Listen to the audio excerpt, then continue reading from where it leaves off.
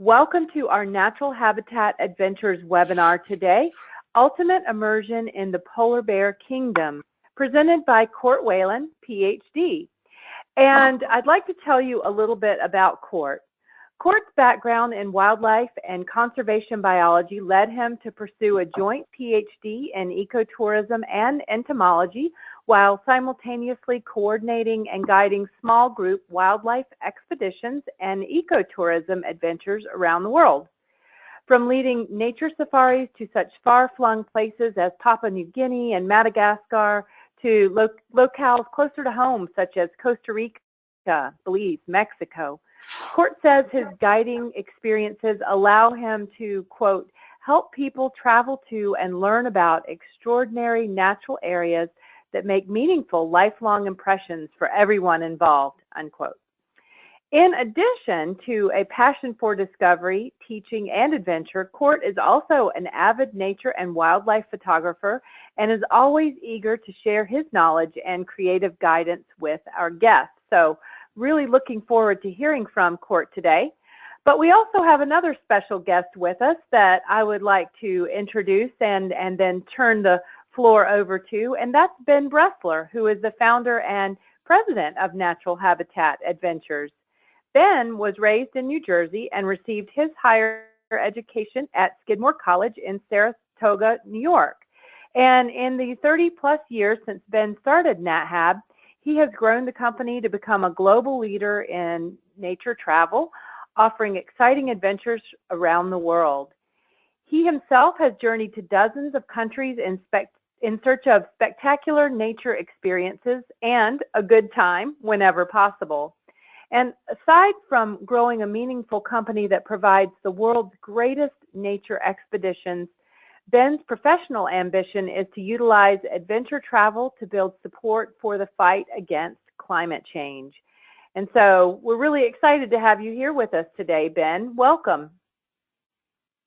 Thank you so much, Lee. Thank you all for joining us today. I'm excited to see Kourt's new presentation here.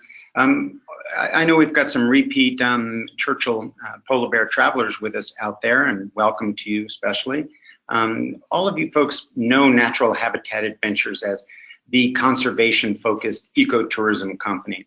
And nowhere in the world is there a better example of how interested travelers like you have had a positive impact on wildlife and on its environment. I've been traveling to Churchill for nearly 25 years now. It's one of my favorite spots on the planet. And I can tell you that the advent of ecotourism, people visiting wildlife, has changed the way townspeople think about polar bears, from conflict with potentially dangerous bears, which is understandable, to a symbiotic relationship where locals treasure their bears as a sustainable natural resource that will help to drive the economy. They're very motivated to protect these wonderful creatures. I love this town. I love the bears. I've seen over the many years I've been going there, I've seen the growth of polar bear tourism and how many people have been able to come home influenced and really excited about protecting this wonderful species. I'm very lucky to have Kourt Whalen here with me today. Kourt is one of Natural Habitat's head guides. He also works in the office here. I get to see him every day, and he also runs our sustainability here at Natural Habitat. So he's going to enlighten you to what happens in Churchill on our polar bear trips, a little bit about the bears, and a little bit about sustainability. So thank you all again for joining us, and here's Kourt. Hey, thanks so much, Ben. A pleasure to be with you guys here today. And just getting back from Churchill myself a couple of weeks ago from one of our winter trips, my head is spinning with all sorts of things to tell you about and ideas and great stories of travel. And of course, one of my favorite times of year to be here is in the fall for the polar bears. So within this short presentation of 20 or 30 minutes, my goal is to really, like the title says, immerse you into the kingdom of the polar bear. So Right off the bat, elephant in the room. Let's go ahead and get to the elephant in the room, which is a bear on a rock. So, of course, this presentation is about Churchill, but it's also about bears and vice versa. I think the first thing that people think about when they join us on a polar bear expedition is that it's going to be all about the bears. And of course, it certainly is. But my other goal today is to familiarize you with the destination itself. I think that most people do go on a polar bear trip thinking, well, gosh, all I'm going to do is just see bears, but that's fine. I want to check it off the list. It's a huge, charismatic megafauna that is found in so few areas, so few accessible areas of the world. As long as I get to do that, I'll be happy, and that's really all I need to do. But the truth is that Churchill itself is quite a destination. It's got so much going on for it. It's got a wonderful human history culture spanning back thousands and thousands of years, all the way to the pre-Dorset and the Thule people from millennia ago. It's got wonderful geologic features as well. You're literally looking at and walking on rocks that are 2 to 4 billion years old. It's the confluence of 3 major biomes, 3 of the world's most large biomes. To the south here, you see, well, let's go ahead and start off with a little arrow. You see that's where Churchill, it's that little dot on the map where the Hudson Bay just edges off to the east. So the significance of Churchill, there are many things, but what I was going to go into just a minute ago is that it's the confluence of 3 major biomes. So to the south, you have the boreal forest, one of the largest ecosystems of the world. To the north, you have tundra. Tundra is basically just a fancy name for area with permafrost on it, where the soil is nearly permanently frozen throughout the year. And then the east, you have a great marine ecosystem. So these three major biomes come together right at Churchill, and what they do is they create an amazing corridor for wildlife, and that's why we go there, not just this time of year, but other times of year as well. Every season has something to offer, but of course the topic of today's presentation, the fall season, October and November of each year, when the polar bears come ashore. So really Churchill, getting back to the destination itself, it's really touted as an area for discovery, a frontier town. It has its roots in exploration. It's always been a meeting point, whether it's been First Nations people for trade, whether it's been explorers from Europe trying to find the Northwest Passage, all the way to the voyageurs and really kind of establishing the fur trade in North America back about 300 years ago. So it really has its roots in exploration. And what I love about this trip that we do in Churchill is we still continue with our roots of exploration. I think it's a major theme of the trip. This frontier town, the end of the road, is actually much more than that, because there is no road to Churchill. It's beyond the end of the road. And even though we have ways to get around and we have some modern conveniences like this Tundra Lodge, a position on the tundra, we have our incredible polar rovers that allow us to get around. It's still all about the remoteness, the frontier nature of it, and the exploration. With exploration comes a lot of different things. Of course, there's connotations of seeking the unknown, but there's also the sense of exploration in being pioneers. And I'm really, really proud to be part of this company, because we are one of the pioneers of tourism in Churchill, particularly of polar bears. And as Ben was saying, it's really an amazing tool for conservation, because as you create new influencers in our world by seeing a polar bear, by seeing the tundra, learning about tundra ecology and why the marine ecosystem and boreal forest to the south interact to create this very, very special area, it creates advocates for the environment. So the other facet of being pioneers is that we're pioneering the way to do all this. One of the real shining points of the trip is the fact that we have these beautiful polar rovers that we can use for exploring the tundra. I just wanted to pause on this slide for a few seconds to kind of show you what's going on. This is our main vehicle for exploration when we're up in Churchill. We have, I like to describe it as kind of like a double wide school bus with monster truck tires. These are 5.5 to 6 foot tires. They can go through the water. What we're actually parked on right now is a very shallow pond. So they have the ability to get through shallow water, rove over some of the uneven terrain, but also do so in a very delicate, environmentally sensitive way. We contain all of our impact to this vehicle, and because if you've been on an African safari, your guide's probably told you a similar thing. If we stay on the vehicle, we just are sort of this innocuous thing in the environment. The polar bears don't recognize us as prey. They don't recognize us as predators. they're entirely indifferent because we're just part of this big non-confrontational object in the environment. So we go to great lengths to make sure we're sustainability. All of our meals are contained when we're on our rovers during the day in the vehicle. We have a flush toilet in the back of the rover. We have self-sustaining heating in the rover, and we are just a little microcosm exploring the tundra together. You notice a few different other things. There's this great viewing deck on back. We'll see a few photos here in the upcoming slides, better photos of that viewing deck. But what you can do by having this large rover of maximum capacity 32 or 36 people, but never putting more than 16 or 17 in the vehicle, everybody has space to move around. If there's a bear on the side, everybody can be on one side. If there's a bear in the back, everybody can be out back. We even have these amazing angled viewing windows on the front that make it really easy if there are bears in front to kind of crowd around that front angled window and look down upon this beautiful bear, just kind of going about its daily life in its natural habitat. But again, we'll kind of get more into what the daily vibe is like and those sort of details of the itinerary in a bit. But just kind of going through with the theme of exploration, we are explorers, and we do so in a few different ways. You saw that Tundra Lodge, which I'll get back to in a second, the ability to explore via sustainable polar rovers. We're exploring on one of the most hardy traditions of the Arctic and subarctic, that's dog sledding. We have the opportunity for that. We even have an opportunity to explore from the air via helicopters, especially design helicopters up there that can get into these cold temperatures and explore the tundra from the air, seeing the boreal forest, getting into that to the south, seeing the marine ecosystem, seeing wildlife from the air. But I think more than anything, just seeing the absolute incredible expanse of the environment from a bird's eye view is something that leaves a lot of people very, very keen on the conservation of this area. And we do have time on the ground. You know, I showed a lot of ways that we can get up in the air and get on the rovers and the tundra, and that we want to be sustainable and keeping a self-contained unit. But when we're in the town of Churchill, it's ours to explore as well. And like I said, it's indeed an Arctic outpost. There are beautiful things to explore and photograph and learn about, like this Unhook just on the edge of the Hudson Bay.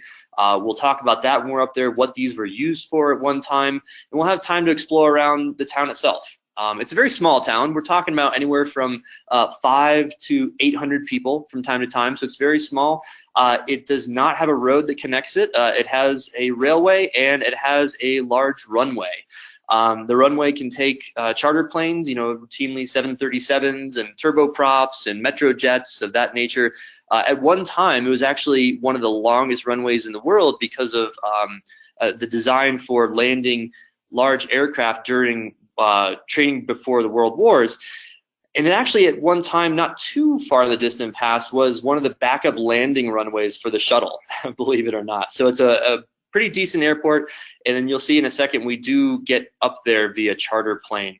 But like I said, it's really fun just to walk around this town, even if it's just some downtime between more wildlife viewing activities. Just going into the general store is really fascinating. I mean, you have your milk in aisle 2 and your snowmobiles in aisle 3 and your winter parkas in aisle 4. It's really interesting to see how different things are when you're at this 58-degree north area of the world. But let's get real, and we're really here for the bears at this time of year. So without further ado, I want to talk a little bit about bear biology, some of their conservation, maybe give you some expectations as to what it's like up there and why the bears are even there. So what we have here is we have this beautiful map that World Wildlife Fund has produced routinely every couple of years when they do their new censuses of polar bear populations, you know, where the bears are congregating, et cetera, et cetera. This is from 2017, June 2017. And we see this arrow right here is what's known as the Western Hudson Bay population. It's probably one of the most well-studied bear populations of the world, polar bear populations of the world. If you can kind of triangulate what all the little dots and colors mean, what we're seeing here is a good stable population of anywhere from 1,000 to 1,500 polar bears in the area of that Western Hudson Bay. That's really, really good. You see some bigger dots up here, but you also see much larger areas, and you see areas where we just don't know enough about it to properly say what the population size is. We do make estimates that worldwide there's somewhere between 22 and 25,000 polar bears, individual polar bears, but really most of that data is coming from Churchill itself. So it's exciting to be in an area that's really not just a frontier for exploration, but a frontier for scientific knowledge and understanding of the bears themselves. So as a result, there's a pretty good population of bears, a good number of them that are pretty reliably seen up there. And so you see in that relatively small area, you have a good number of bears, and it is stable throughout the years. So you saw there in the logo, and we talked about World Wildlife Fund. I wanted to talk about a really interesting project that's sort of on the forefront of research up there that they're doing, and it's really interesting to hear about. What they're actually able to do is through just using the paw prints of polar bears, they are able to extract very small skin cells, put that in in more or less a DNA replicating engine, and actually be able to understand which bears left that paw print. So we talked about this being one of the most well-studied populations of polar bears, and the way that we do this is through innovations in science like this. So back in the day, what we would have to do is we, more or less find a polar bear, anesthetize it for a very brief amount of time, fix it with some sort of tracking beacon, a collar or an ear tag, something like that, and then either use it or track that polar bear and see the number that might be on the ear tag, or use short-range telemetry devices to basically stand on a mound with a big TV antenna to see how close the polar bears are. And that's our only way of figuring out, is that polar bear in the area. But again, through these innovations in science, largely at the initiative of World Wildlife Fund, we're able to just see a simple paw print, scoop out that snow. Skin cells are left on everything anything touches. So just like I might have my hands on the table that I'm sitting at right now, skin cells are being left behind there. Those skin cells contain DNA, same exact things with the paw prints on snow.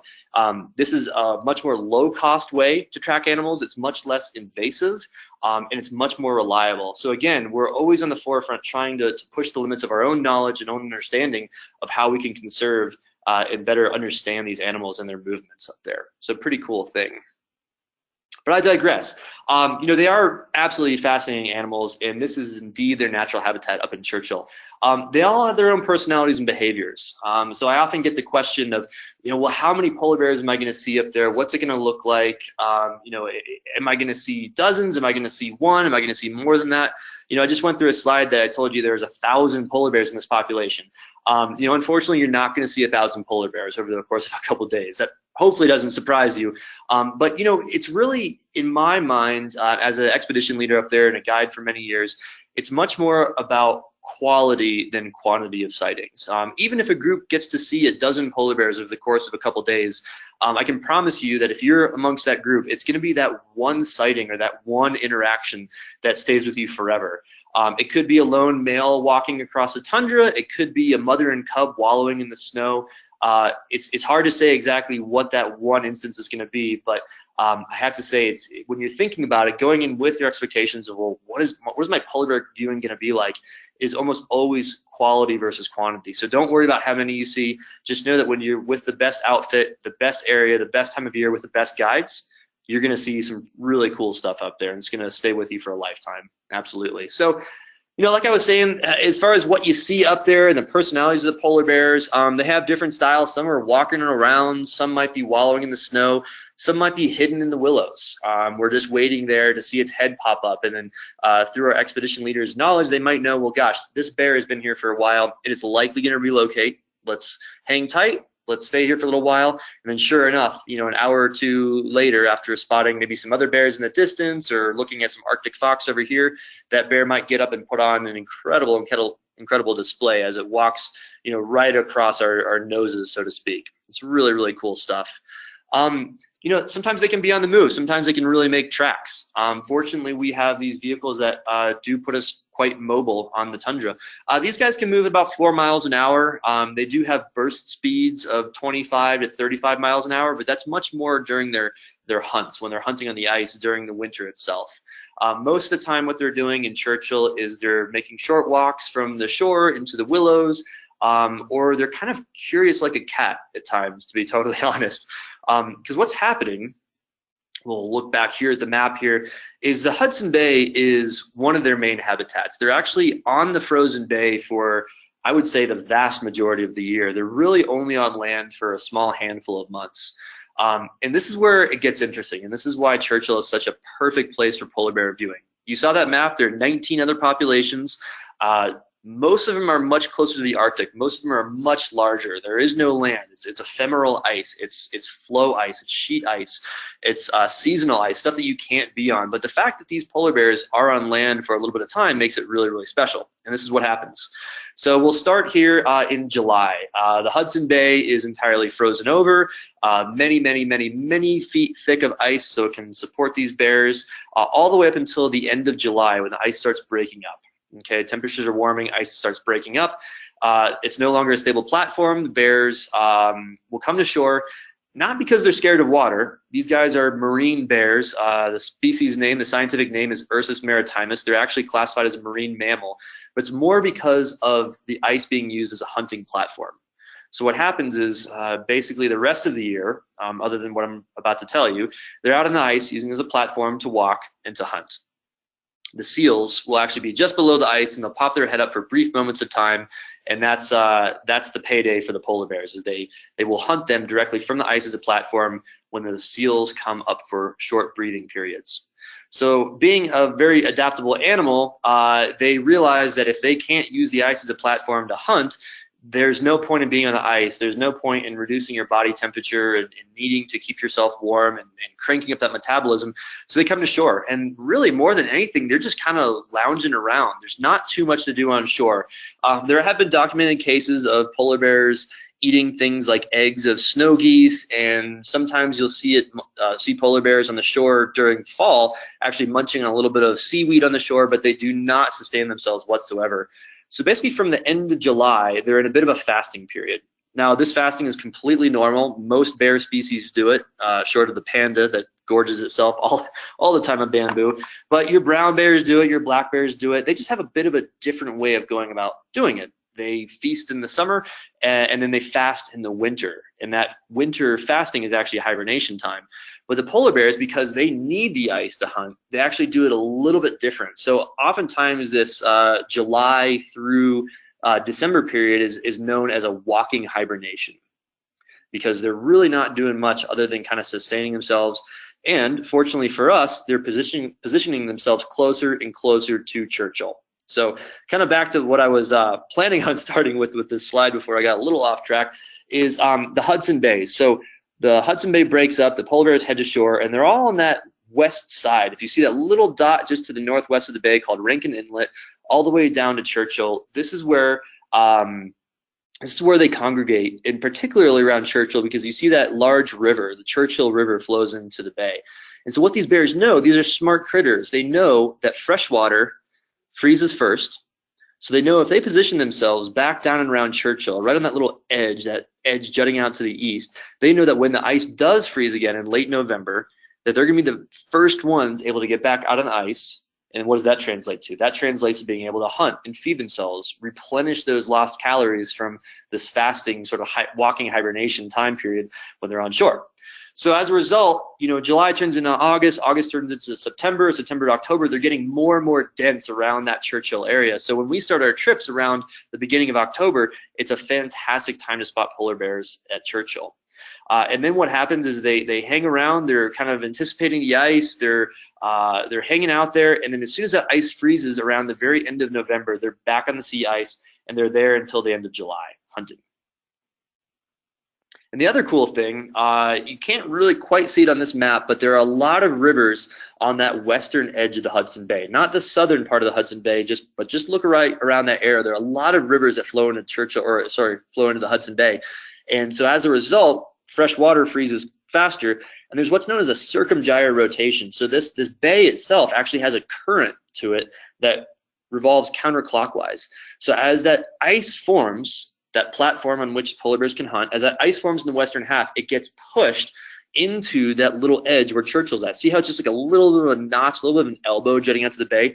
That notch acts as like a catch to all that ice. So not only is ice freezing from the Churchill River, but it's picking up all the other ice from all those other smaller rivers on the western side. It's really absolutely fascinating.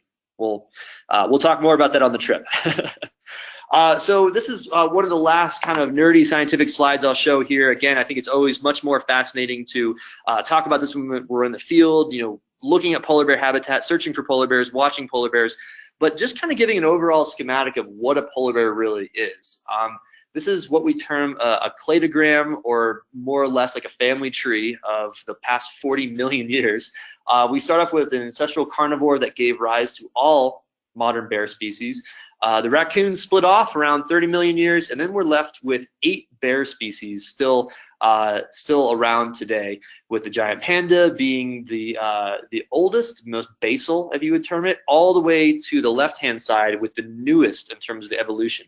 So you see brown bears and polar bears are actually the newest members of the family tree of bears.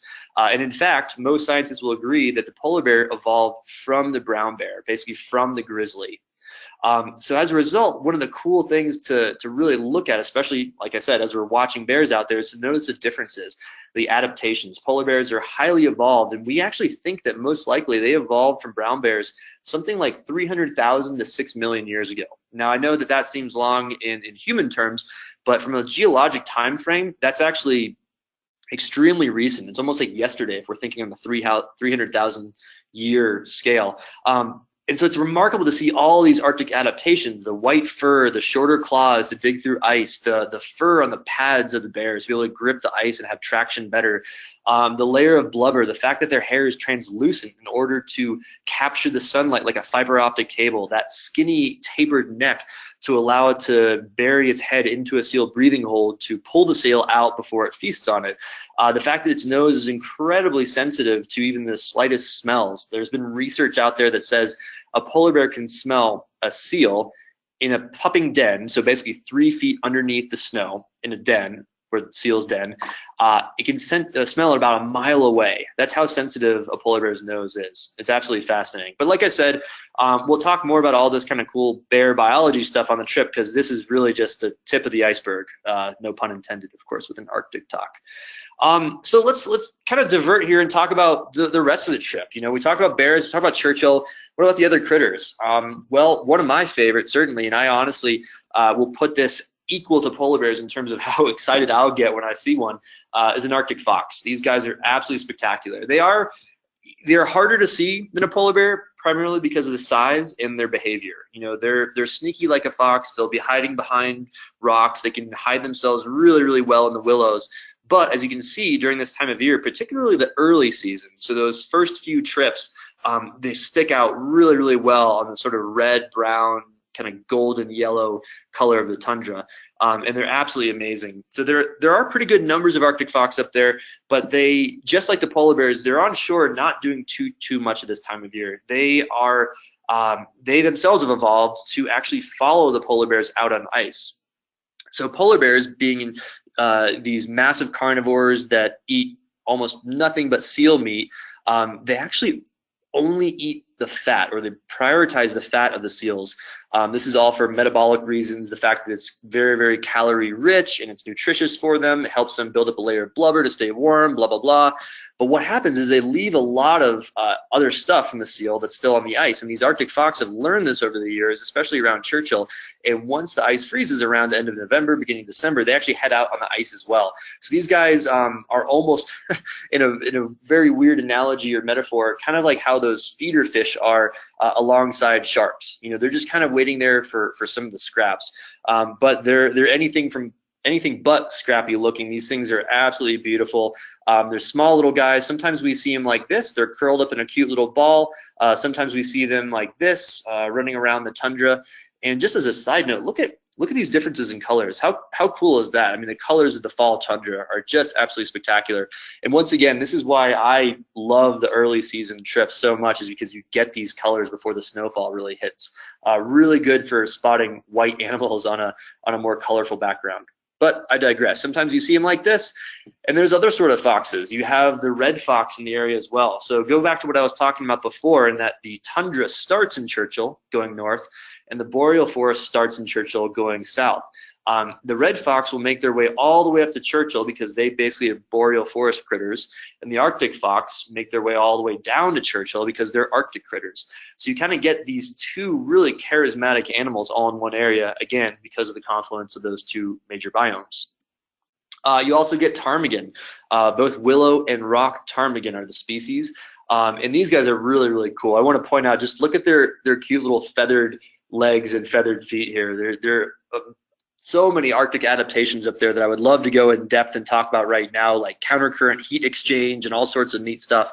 But unfortunately, we don't quite have the time to go into lengthy lectures like that. So you'll just have to join me up in Churchill and see it for yourself. But yep, ptarmigan, they're another Arctic denizen. And of course, one of the most sought after yet hardest to find. I'll be honest, I do not see this every trip, let alone every other trip. It is difficult to spot, but it is the snowy owl. They do overwinter here. You see snowy owl here in beautiful snow photo, but again, I find that they're easier to spot during the early, kind of like the first half of the season, because they do stand out so well with that very white plumage. So I'm always very hesitant on setting expectations on what polar bear viewing is going to be like. As a guide, that's a very important thing. But this is one of these areas of the world where I can actually go out on a limb and show you a cool photo like this. Even though it's an amazing site, and maybe not every single person that visits Churchill is going to see this, it is one of the best places in the world to view this really rare behavior. It's actually really documented to date one of the only areas of the world where you're going to see male bears play fighting or sparring. And look at this. I mean, can you imagine getting this view or this photo of that red and brown tundra with the white bear on top of it? Absolutely exquisite. And what they're doing is basically they're using this downtime for practice. So polar bears, they grow to about 20 to 25 years of age. A big mature male bear, like a breeding male that gets the dominance, gets the females, is about anywhere from 11 to 16 years old, more or less. Now, you have a lot of bears, especially young male bears, that separate from their mother at about 3 or 4, and they're growing, and they're about the same size as a big male bear. And they want to test their might. They want to see, okay, when it really does count, when I'm trying to court a female in a few months from now on the ice, what are my chances against one of these generals, one of these big bears, these boars, more or less. And so they'll play fight. Blood is seldom shed. A little fur might go flying here and there. You might see some teeth. They seem a little aggressive, but at the same time, they're not out for keeps. They do not want to hurt each other. They realize that if they're playing for keeps, there's going to be mutual collateral damage. So as a result, you can sometimes, again, don't go on the trip absolutely expecting it, but it's the best place in the world to see this behavior. It's absolutely exquisite. So kind of getting more into the nitty gritty of the trip, talking about seasons and weather, what to expect up there. We're heading up to the subarctic. It's on the edge of the Hudson Bay. It's a cold area. What are you getting yourself into if you want to go on a trip with us? Well, so first of all, it is the subarctic. It's 58 degrees north. Even though it's well below the Arctic Circle, where Arctic Circle is about 66 and change, it feels like the Arctic. It's an Arctic environment primarily because it's on the edge of Hudson Bay.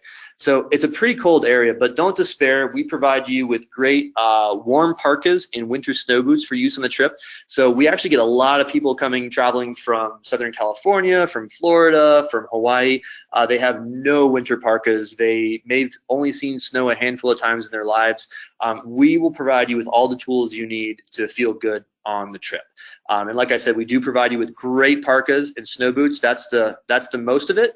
But we also provide a lot of great pre-trip materials. And if you're a past NatHab traveler, you certainly know how thorough we are. We'll make sure that you're nice and comfy when you're out in the tundra, just like this guy. So kind of going into the seasonality. So there is a very, very short summer season that we're seeing here when the wildflowers pop up. We do trips to Churchill during the summer. But it's a very brief summer season, only in the matter of weeks. All the plants, all the flowers, all the insects, and all the animals need to do what they need to do during a very, very short time period. And that transitions into a transitional season itself in the fall. So we saw a number of photos before, kind of early season fall photos. This is like the first couple weeks of October when you get that brown and yellow and red tundra, beautiful golden light as it starts to get lower on the horizon. And it gradually transitions to the end of the season when we're very likely to see a covering of snow on the ground. Now, everybody comes onto the trip, everybody books with a different expectation of what a tundra really looks like, but even in pretty heavy snow cover, you see there's still willows and plants to be seen out here. Churchill in most of the Arctic is actually quite dry, to be honest. So it only gets a few inches of snow during the season. But once we get into November, more or less, you can count on temperatures being in the very low single digits as a low, and we're talking Fahrenheit here. So whereas we start in the beginning of the season with something probably around 32 Fahrenheit, so in and around freezing, that could be the high or the low. The high and low do not differ very much at this time of year because you see that very gray, cloudy background. A lot of that weather's rolling through. Winter is coming for us. And then as we go towards the latter part of the season, our November dates for trips, like I just mentioned, very often you're looking at temperatures in the double digits Fahrenheit, the single digits, so 5, 8 degrees, and sometimes in years past we've even got negatives at this time of year.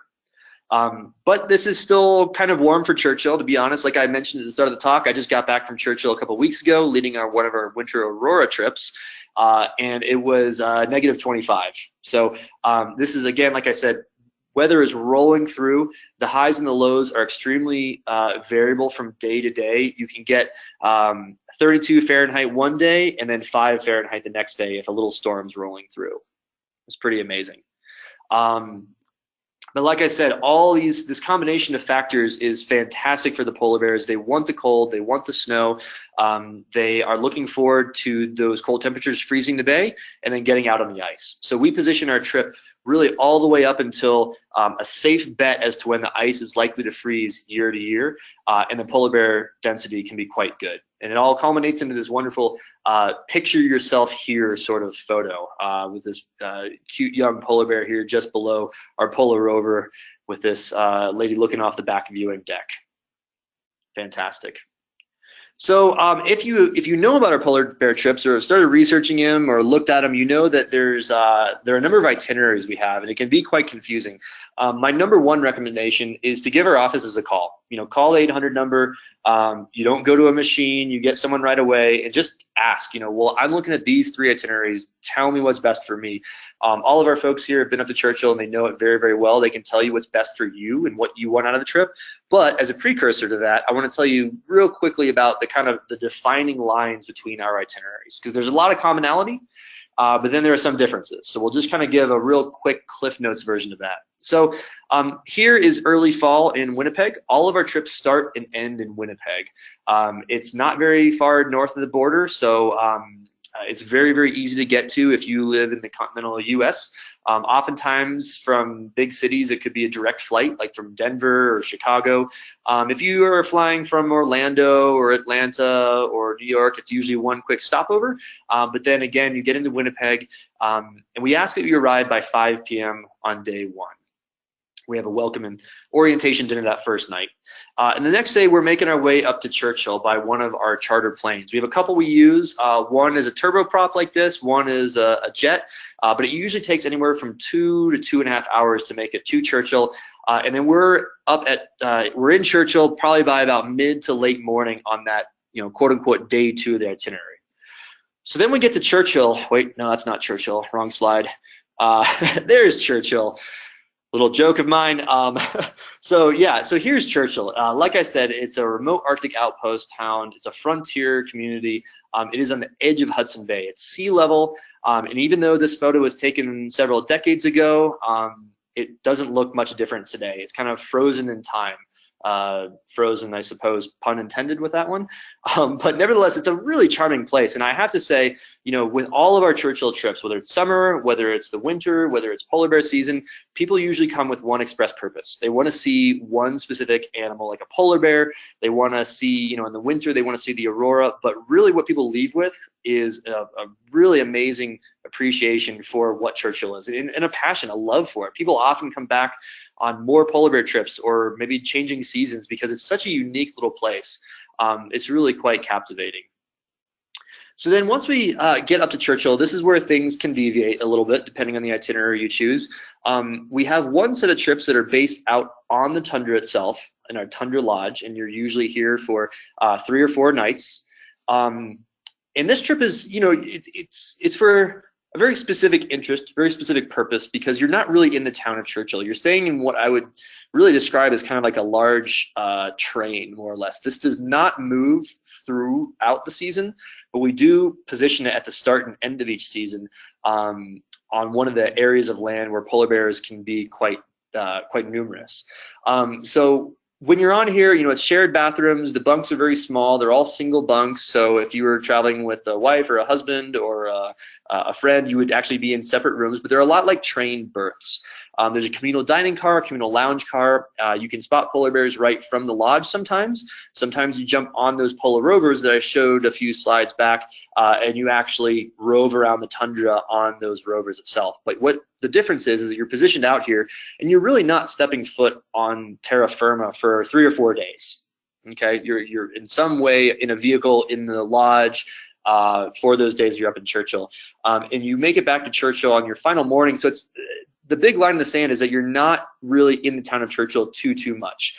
So for folks that don't feel like they need that interesting cultural component, this is a great choice. But I personally love the cultural component of town. It might just be because I'm really fascinated with northern communities and northern cultures myself. I love photographing remote outposts and city scenes and walking around and things of that nature. But that might be just me. I think both itineraries are really fantastic. But the vast majority of our trips, they are town-based. They're in the town of Churchill, and then we use rovers to get out onto the tundra for our bear viewing. So as a result, you get a little bit more time in town. We're doing evening presentations from local presenters. These might be First Nations folks. They might be town historians or town photographers. You get some time for souvenir shopping. We're eating dinner in the local restaurants. It might be a local bakery or cafe or a dining room. So I think it's a bit more varied for the course of the trip. We also do photo trips. Actually, you know what? Let me step back a second because I did want to cover the fact that we do have 2 different classic town-based trips. They are either the 6-day or the 7-day trip. I think, again, best thing to do is to give our offices a call and get a more detailed description. But the 7-day, it does not have any more time on the rovers on the tundra doing polar bear viewing. All of our trips have 2.5 days, 2.5 full days of polar bear viewing and wildlife viewing from the polar rovers, but you have an extra day to explore the town itself and then the area of Churchill. So that's the big difference. I always say, if you do have the time, it's a little bit extra money. I think the 7-day is nice. You get a little bit more time in town and a little bit more kind of free time to explore a bit. But again, if you need to save that day, save a little bit of money, the 6-day, we often try to fit almost as much as we do in a 7-day and a 6-day. So it's a bit more of a busy trip. I'd say that's the biggest difference. So now we're back to our photo trips. So our photo trips are all town-based as well, or most of them are town-based, and they offer 3 full days on the rover. So it's a little bit of extra time in the tundra for photographers. The biggest difference is what we're really looking for. Obviously, we're looking for bears, but we're paying attention a bit more towards lighting. There's this beautiful Arctic light. I mean, look at this cool photo with this backlit polar bear using a very interesting white balance with that contrast. Waiting for that exact moment that the polar bear stands up and shakes off to get that airborne snow. It's really beautiful. And if you're a photographer, even if you're just getting started and you have a point and shoot camera, but you want to learn the techniques of getting some of these really iconic shots, I would certainly recommend considering a photo trip. Again, it's a little bit longer, it's a little bit more expensive, but it's a great way if you're a beginner photographer, intermediate, or advanced to get more shots and have a better understanding of your camera. I think it's a great way to practice in the field. So since we are in town, we'll have little photographic walks in town too. It might be the outside of a hotel that's been snowed in overnight. It might be little lessons like depth of field and how to take compelling snow photos. Setting your exposure compensation a little higher, et cetera. So there's definitely a great option to learn about photography. But I would say at the end of the day, all of our trips are photo trips in the sense that we're getting you to the right area. We're getting you to what we view as the best bear viewing possible for that given day or that given week. And even if you're just looking through binoculars or you have a cell phone camera or a big fancy camera, the bear viewing, what we're looking for is going to be the same. The biggest difference is going to be the level of photo instruction. Again, if you have any more questions on all that stuff, you can certainly give our offices a call. I also work full-time in the office, as Ben mentioned, and I do a lot of photographic consultation. So if you have questions about what kind of gear to bring, maybe we'll even get some questions here at the end of the presentations. I'm more than happy to talk to you about what sort of camera gear to bring. Okay, we're rounding out the last few slides of the talk. This is the real nitty gritty, the food, the physicality, accommodations, et cetera, et cetera. Well, to start off with, one question I often get is, what are the chances of seeing the Aurora Borealis at this time of year on these polar bear trips? Churchill does happen to be one of the best places in the world for the Aurora. It gets over 300 nights a year of Aurora. The problem is that if there are clouds, you're not going to see the Aurora. In fall season is typically very cloudy because the weather's rolling through. Again, it's perfect for polar bears. It's the best for polar bears. But I have to say the chances of seeing the Aurora are slim. You know, keep your fingers crossed. There's definitely a chance. As a guide, we actually have rotational schedules throughout the night that we'll wake up and we'll look outside. And if the clouds have passed or we're looking at a clear night ahead of us, we will check for auroras. And we actually have a sign on each of your doors that says, please do disturb. So just like a do not disturb sign, we have that on your doors. If you feel like being woken up in the middle of the night, if the Aurora comes out, flip that over to its side and rest assured I'll come running down the hallway full of excitement in my camera and we'll go out and see some cool stuff. But again, I do want to say that the chances, like don't plan on seeing it for your trip. Just know that it would be an amazing cherry on top if you were to get so lucky. And of course, Churchill's a really cool place because just 5 minutes out of the hotel, there's some beautiful views and dark skies to be had. The Rovers themselves, I wanted to show a quick photo of what the inside looks like. So very, very comfy, plenty of space to move around, to look around, and to set jackets and extra bags and camera bags and binoculars in the seat next to you. Every single person basically has their own 2 seats. It's really, really nice. And so what that means is if bears are on the left-hand side, you can all get on the left. Bears on the right-hand side, all get on the right, and everybody has their own space to move. You'll see that the windows are kind of like old school bus windows. They do they drop down, and it's a great platform to brace your camera on. I always recommend bringing a little bit of a sweatshirt or something just to put on the bottom of your lens to reduce the vibration, or if the rover's off and not making vibration, just kind of keep it balanced. But it's a great platform to photograph from. And again, a few slides back, you saw what those outdoor back viewing decks looked like. But talking about the physicality of the trip, you know, it's probably our least physical trip in terms of any rigid, strict physical requirements. You don't need to be able to walk multiple miles in a day. There aren't a lot of stairs in Churchill, so we kind of have the bare minimum. The main thing is that you do have to be expecting or ready to walk on slippery surfaces. There could be ice in the parking lot. There could be snow to have to walk over. You usually do have to do a few stairs here and there up into the vehicles, up into the Rovers. But then once you're here, as long as you're able to move around this, that's pretty much going to be it. It does at times, you know, for people that are highly physically active, you know, it's a bit more of a wildlife safari in the sense that you are viewing from the inside of this rover. You're not actually out walking with the polar bears.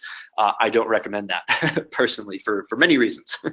The hotels, you know, I would say they're all kind of hotel motels. They're great. They're clean, they're comfy, they're warm, they're everything you need and nothing you don't.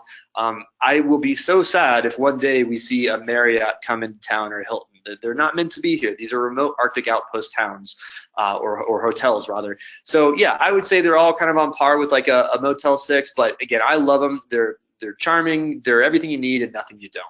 But just to keep in mind, you know, we're certainly not up there for the 4-star, 4 seasons hotel experience. We're up there because it's a perfect area to see bears and the tundra at this time of year. So the last couple of slides I wanted to talk about are options for the trip. So we do sled dog rides. This used to be an optional thing where you'd have to sign up for it, and we'd do it as kind of like an add-on on our last day in Churchill. As of last year, we started including this in all of our trips. If you're interested, I think it's a fantastic experience. You get a short little dog sled ride through the boreal forest. You get to hang out in one of the mushers' huts and hear stories of adventure and kind of live the life of a musher for a couple hours. It's really, really fun.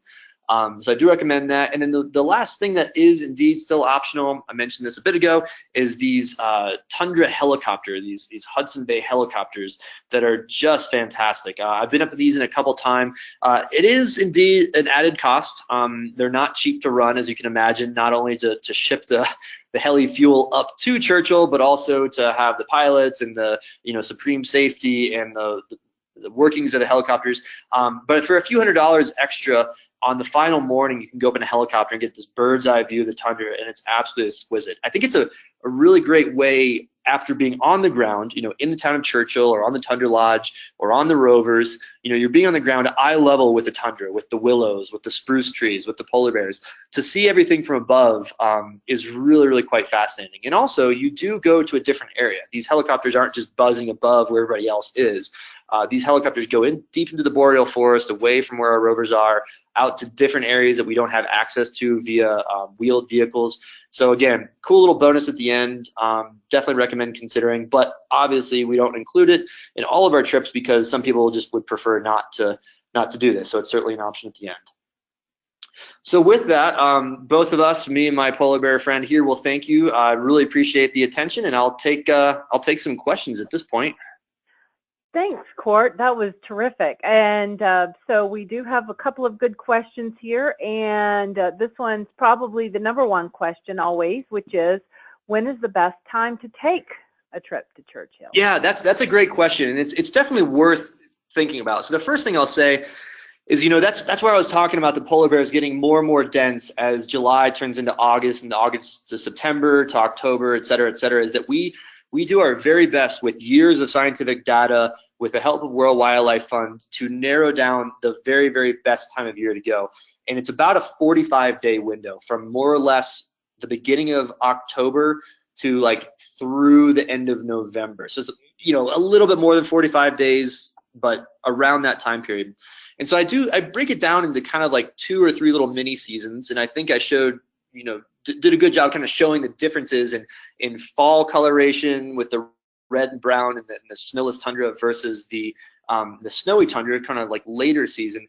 But basically, if you had two sides of the equation, you have your October dates and your November dates. As October gets closer and closer to November, you do get more snow, you do get more storms. So I think, we do set a lot of our photographic departures more towards that time, because a lot of people do like to have to photograph bears on snow, white bears and white snow. It's just kind of an expectation. But I have to say, I really do love the early season. And this is gonna be kind of like your October 11th, 13th, 15th departures. Your bears, they should be in very good density. The temperatures are a little bit warmer. You are less likely to get extreme blizzard conditions that could, cause whiteouts for certain parts of the day. And again, photographically speaking, I actually really, really love that red and brown with a bear peeking his head out of the willows. With all that being said, the bears, as we get closer to that ice freeze update, the bears do get more numerous on shore in the Churchill area. Now, I can't say that bear viewing is going to be better. I can't say you're going to see more bears, but statistically, the bears get more numerous. But as soon as the ice freezes, the bears do get more dispersed. So there's like this tipping point towards, sort of the end of November, where you do have a little bit more of a risk-reward scenario. Very often, one of the last trips of the season is the best trip because you do see more bears. But if the ice freezes early, you could go the exact opposite way, and you could get bears more dispersed. But again, all this being said, we try to cut off any sort of shoulder season. We would not be doing anyone a service if we were doing lots of trips where you're not seeing great bears. So we do cut off the shoulder season, and I would say, the main decision for you is what you want the environment to look like, whether there's snow or no snow, whether you are okay with being extremely cold or you'd rather it be more like around freezing. That's been the biggest determining factor. The bears will be there. Okay. All right. That's good to know. So just a real quick photography question for you about lenses. Is a 300 sufficient, or do you think a 400 would be better? Yeah, so it depends if you're shooting with a crop frame sensor, what's called a crop frame. They have their own sort of multiplication effect, or if it's a full frame camera. So most of your cameras, like if you don't know if you're shooting with a crop frame or a full frame, very likely you have a crop frame sensor, and that 300 is actually turning into something more like a 450. So 300 would be fine. If you are with a full frame, I do recommend a 400. If you have gone on wildlife safaris in the past and you have a 500 or a 600 or something bigger, you can certainly bring it. But myself, I have a full frame camera with a 100 to 400, and that's all I'd want. Being flexible, being able to be handheld, not having to fuss around with the tripod, being able to be on one side of the vehicle 1 second, and then if the bear walks around, move to the other side without having to move a tripod or somehow unhook your lens from some of the stabilization device, that's me best. So try to be handheld. I think 400 is better than 300, but if it's a crop frame sensor, 300 will definitely do the job. Okay, that's good to know. Thank you. All right, well, we are going to stop there. And so, Kourt, I will turn it back to you for closing comments. Yeah, fantastic. Well, gosh, as I'm going through this presentation, there's so many things and so many bits of information and so many more stories I'd like to tell. But, I think obviously because of time limitations and the fact that, we're doing a little webinar here today, I'll save those for the next presentation, or hopefully more than anything, join us up in Churchill and we'll talk more and see more and do more up there, and we'll learn and experience it all together. Yes, exactly. And so everyone, if you want to review this information, we are going to send you a link to the replay. Of course, our staff is available to answer your questions as well. The phone number is on the screen. But we thank you all so much for being with us, and we'll look forward to hopefully seeing you on another webinar, and as Kourt said, seeing you out in the field. So with that, we will say good day and conclude the webinar. Goodbye, Thanks, everybody. folks.